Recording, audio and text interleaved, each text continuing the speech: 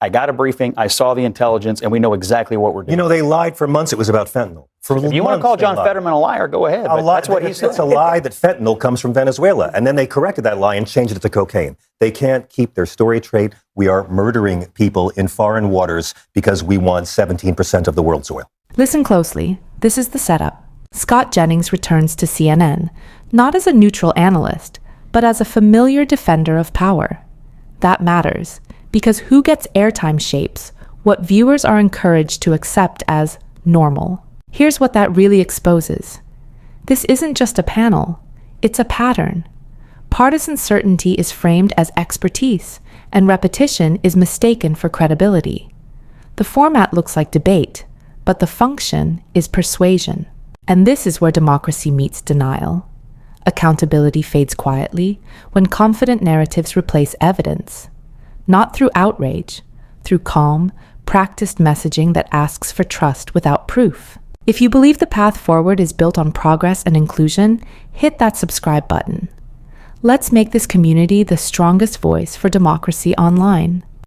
The president's chief of staff suggests to Vanity Fair that this is about regime change. Susie Wiles says in the article that Trump wants to, quote, keep on blowing up boats until Maduro cries uncle. But that is not how the Trump administration has been selling its bombing campaign to the public. Cartels bringing weapons meaning drugs, to the American people. They're trying to drug out our country. We made a lot of progress with Venezuela in terms of stopping drugs from pouring in. We must meet narco-terrorists and their illegal activities with strength and swift action. The cartels have only gotten more powerful. We don't want drugs coming in from Venezuela or anybody else. There was massive amounts of drugs coming into our country. Take on and eradicate these drug cartels. Wiles also said that Trump would need congressional approval for a land war in Venezuela, even though he says he does not. I do need to ask you this, Chris, because you had these conversations over many months. Was there anything about what she was saying to you that you felt like was very calculated, or did she just get comfortable and start telling what she really, really thought, no matter the consequence? I have to tell you, I mean, I've been doing this for a long time. I've interviewed every living White House chief of staff for my book on the gatekeepers. My gut feeling was that she just was being candid. She felt comfortable.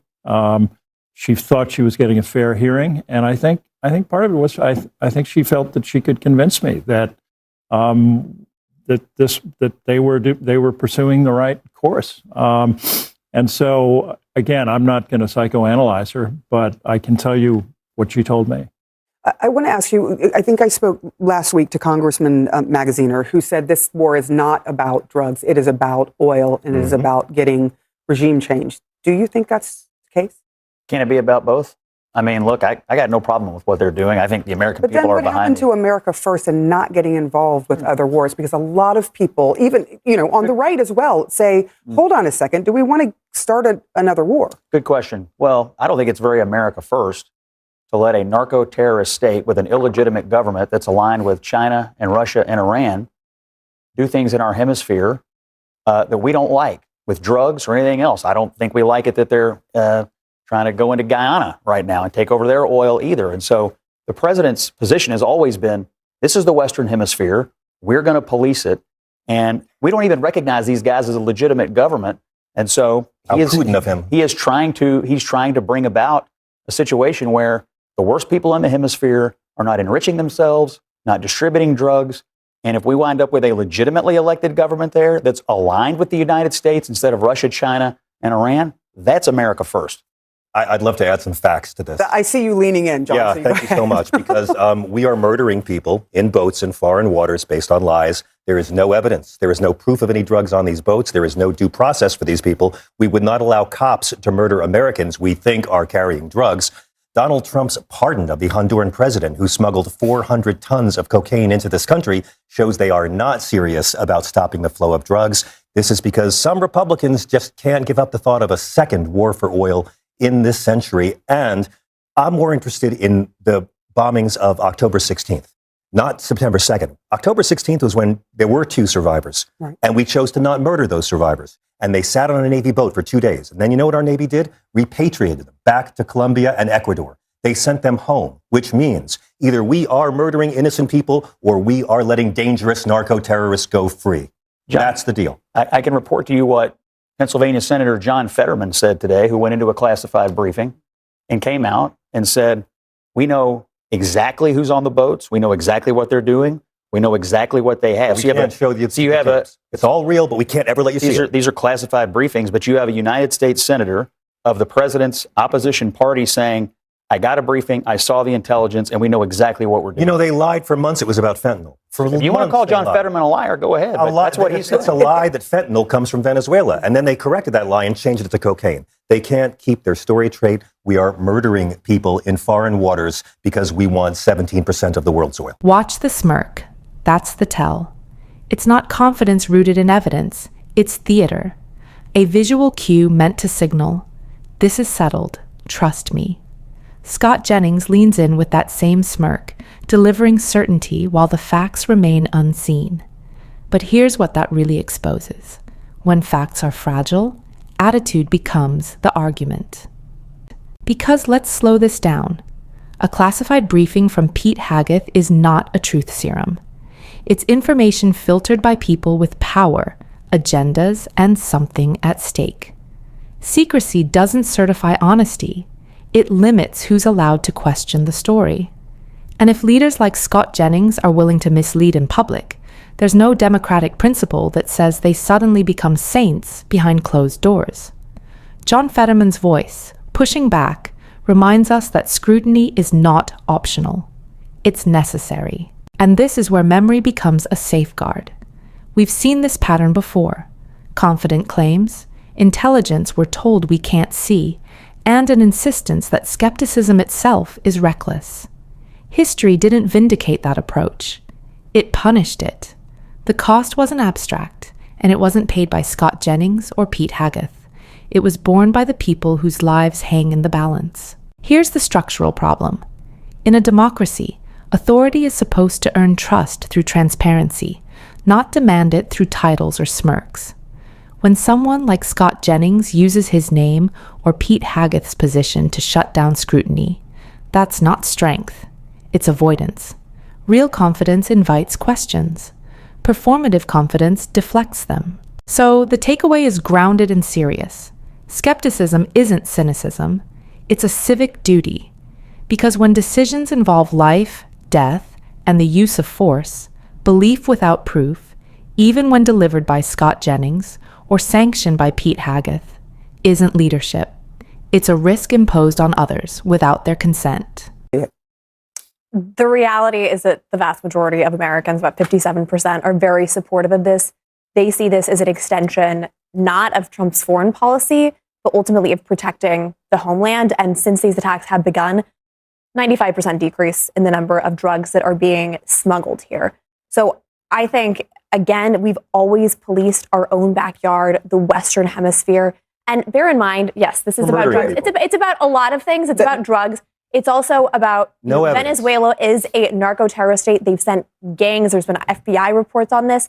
And one final piece, people have been very critical that America first means America alone. It means that America is isolated. And this is actually essentially a proxy war. China is very supportive of Venezuela. We have Russia. And so I think this is also an element of deterrence, right? We're showing our adversaries that we are strong and that we have the ability they have to no evidence. Our own That's a lie. Senators are being given evidence every day. Process. We're killing people. All of the classified We're just killing people with no evidence. No, I'm sorry. Law enforcement means you intercept the boat, you put the dope on the table, you shake the guys down to get a bigger fish. How's that been working for the United States? They are murdering people, and Susie Wiles said the real reason, because they want to force Maduro to quit.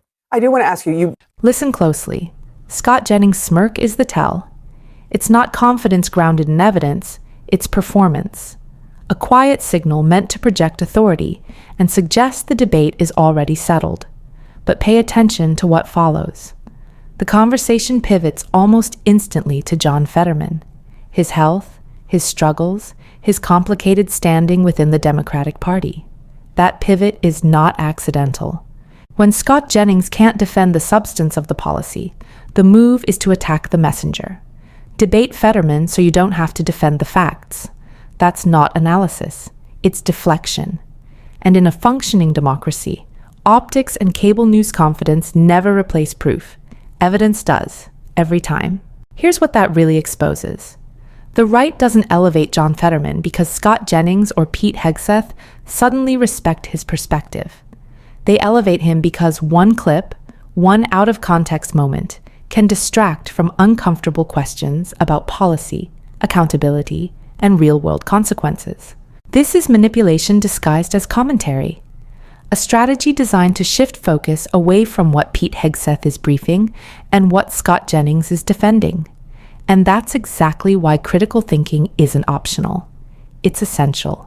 Civic responsibility means separating personality from proof and refusing to confuse spectacle with substance. Now take it one step deeper. If Scott Jennings and Pete Hegseth truly had solid, undeniable evidence, there would be no need for smirks, no need for secrecy, no need to lean on trust us language. Evidence doesn't hide. Evidence doesn't whisper behind closed doors. Evidence is shown, documented, and challenged. When the response becomes, it's classified, that's not caution, that's control. History has taught us what happens when secrecy replaces transparency. Trust erodes, accountability disappears, and democracy absorbs the damage. So here's the grounded takeaway.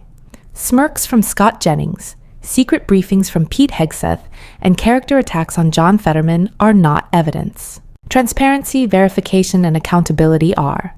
Skepticism isn't cynicism, it's a civic duty. Because the line between democracy and theater is thin, and once performance replaces proof, truth stops mattering. It's 5% the federal government. They've cited the Secretary of War. The folks who said it was fentanyl from Venezuela? I mean, is there some proof? Because I have not heard that number, that 95%. Yeah, they say the boat traffic is reduced by that much. And by the way, there are also studies that show that when the Coast Guard stops boats suspected of smuggling drugs, that at least 1/4 of the time they are wrong. So, if you blow up boats willy-nilly and insist that they're drug smugglers, at least 1/4 of the time, you're wrong. Well, hold on. Willy-nilly. You have U.S. senators of the president's opposition party going into classified briefings, coming out of the briefing saying, we know who's on the boats, we know what's on the boats, this is a righteous move. This is not a one-party situation. Evidence is being shown to the people that are elected. They sent 2 of them home to Ecuador and Colombia. They sent them home. If they're terrorists, why were they released? Fetterman isn't the only person in the Democratic wing that has seen some of this and said that it does appear, at least in the September 2nd strikes, that there were drugs potentially on the boats. He is not the only one. But I guess the big question is, they've been putting these videos out constantly, very quickly. And this is the only one that they have held back that we know of, that they won't show, that there is a demand for what the public to see because they want to see what's being done in their name as to whether or not a war crime was committed here. And it's quite serious. So I guess the question is, why not release it? If you are on the up and up, why not release this video? Yeah, look, I am pro-releasing the videos. I think it's good to release the videos. They say there's classified reasons not to release this one. I wouldn't be able to tell you what that is, but in my opinion, as a political matter, it's good for them to lean into this and release these videos because I think the American people are behind them. Well, when I pressed Susie Wiles on this issue, I said, look, drug smuggling is not a capital offense punishable by the death penalty, no matter how much Donald Trump wishes that were so. Amen. And she conceded that. She said, but this is a war. I said, well, it's a war according to the president, not according to anyone else. And you need congressional approval for war. So, and she didn't have a very satisfactory answer. Deslin, what do you see happening here when you look at what has happened over time? Just yesterday, we saw more strikes, and those strikes were, the video was released right away. What's happening? Mm-hmm. They're picking and choosing. As you know, I'm a veteran. And just a couple of weeks ago, it was, we're going to release the tapes. They've changed the story, every other hour. 1 minute, we were supposed to double tab. No, we're not supposed to double tab. Then don't call it double tab. Then we waited 45 minutes. I was watching, then I wasn't watching. It's all over the place. And people have lost confidence. And it's so interesting how the story has now just completely, changed. On last week, you had Republicans and Democrats that were saying something is wrong here. This is a war crime. And it's just very interesting how now in these classified, yes, Scott. No Republicans called it a war crime. They were saying is also some faulty reporting from the Washington Post. It's always the reporters. It's always the reporters, isn't it? It's so interesting. I think Pete Hegseth's take on this is you would totally agree with us if you saw the video, which will never happen. Right. And now it's time to see the video and we don't see it. But Hegseth and Rubio went up to the Hill today and briefed members in both chambers. I interviewed one of them on my radio show today, Todd Young of Indiana, who has sometimes actually been a little bit at odds with the Trump administration. He was satisfied with what he heard today and supportive of what the administration did and thought they were being transparent about what they were doing and why they were doing it. Why should adults believe Pete Hegseth? I mean, but they are not being transparent with the American public. people. I think that's the issue. It's that there are so many that have been released and not this one, and it does make a lot of people... Listen to the word being used, transparent, and then look at the record. Here's the contradiction. Transparency isn't something you declare. It's something you prove. Leaders who default to denial and blame don't become honest by saying the word. The takeaway is simple. Trust is earned with evidence, not claims. When transparency means take our word for it, skepticism is just common sense. What's the difference? You're saying there were no Republicans that were saying something's wrong with this? You said your statement was they called it war crimes. I didn't hear any Republicans call it. I said Democrats and both Republicans were saying something's wrong here. There were people who were saying it was possible. They had right. Questions. So and I'm telling you, they went up and briefed them today, and the Republicans I spoke to were satisfied with the transparency and the explanations about what happened. Also known as fall in line. Career military are trying to explain to civilians in the Pentagon that this is not what war is. Right. Yeah. All right, we're going to pause this. This is where everything comes into focus and where the danger stops being abstract. The argument quietly shifts from facts to tribal permission, as Scott Jennings implies something only matters when the right people object to it. And that's the tell. When accountability depends on who complains instead of what's true, whether it's Donald Trump, Pete Hegseth, or their defenders, truth stops being the standard. Here's what that exposes. Numbers get invented, stories reshaped, and authority reused to cover the gaps. This isn't normal political exaggeration. It's more corrosive. When claims tied to Trump or briefed by Pete Hegseth can't survive scrutiny, they're protected by secrecy and classified briefings, with the hope that repetition will wear people down. The goal isn't persuasion through evidence, it's exhaustion. And this is where the moral danger sharpens. You hear the rationalization creep in. Even if mistakes happen, it's worth it. Scott Jennings downplays it, Trump minimizes it, and Pete Hegseth reframes it. But that logic is the slope democracies don't survive. Once force is normalized without proof, once innocent lives become acceptable margins of error, the rule of law stops being a boundary and becomes a suggestion. That's not hypothetical. That's history. Notice who understands this best. It's not cable pundits like Scott Jennings. It's professionals who've lived inside systems where restraint matters. People who know that suspending due process just this once never stays limited to the people you dislike.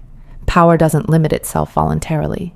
This isn't about pretending America is perfect. It never has been. Power is messy. But democracy exists to put guardrails around it. Evidence, transparency, checks, and balances. Guardrails Trump dismisses, Scott Jennings excuses, and Pete Hegseth briefs around. When those guardrails are bypassed, history doesn't whisper. It repeats itself. So here's the takeaway. Standards don't vanish overnight. They erode when we decide they only apply when it's convenient. When Scott Jennings defends it, Trump benefits from it, and critics are used as distractions. If evidence becomes optional, accountability disappears. That's the moment we're in. The question isn't whether power can act. It always can. The question is whether truth, restraint, and democracy still matter enough to stop it when they should.